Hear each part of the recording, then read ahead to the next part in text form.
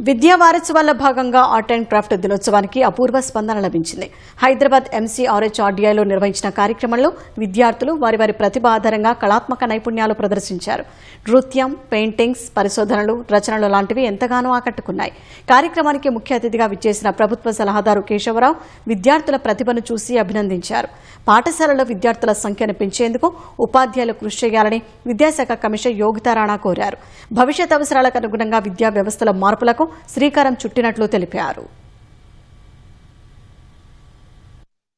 See, this year we should definitely make a mark. This year we should really take off. This year should be one of the watershed era in the education department, starting from pre-primary to our PG.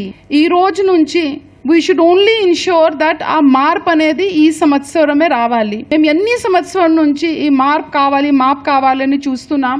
The only difference is in the teacher. Funding ఒకలాంటి ఉంటుంది, infrastructure ఒకలాంటి ఉంటుంది. కానీ ఒక్క model స్కూల్లో 100% కాదు, 120% enrolment. ఇంకొక model స్కూల్లో ఇట్ ఈస్ ఓన్లీ 50, 60, 70%. తేడా మాత్రమే టీచర్లో ఉంది.